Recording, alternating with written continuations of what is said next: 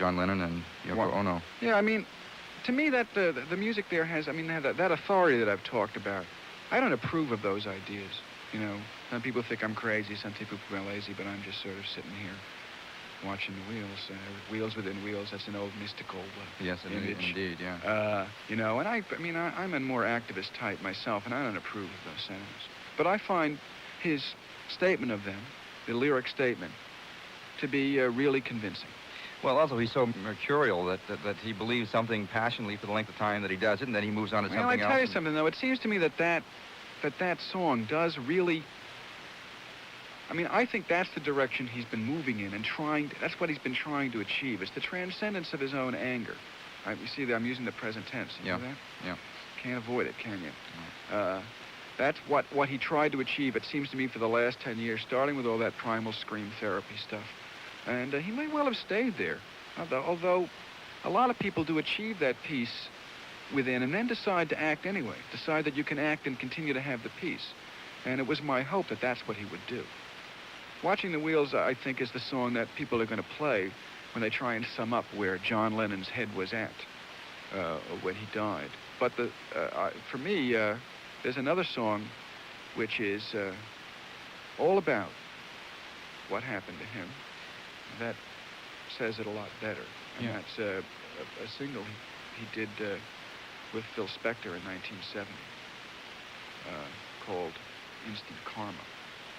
There's a certain element in Lennon's mystique or his persona, or I guess even in his actual writings and speech, there's an element of Christ-like martyrdom.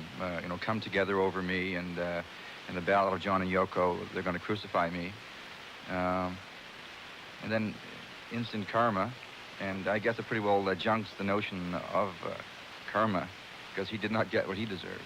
Well, no, but what he said was in that song, you know, you love as much as you can right now, because you don't know what's going to happen. Karma might not be what he deserved, but I never got the feeling that that's exactly what he meant. Mm-hmm.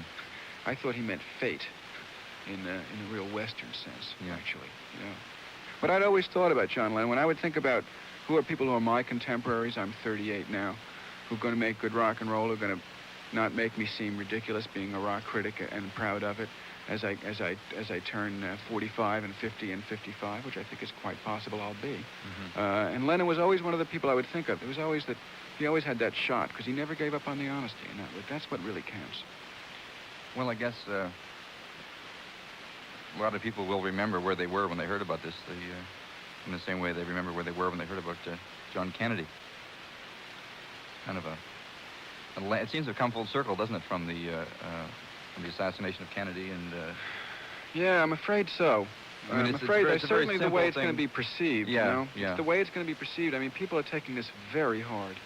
Yeah. I mean, it surprised me a little bit because he was not a figure of the present for most people, I don't think.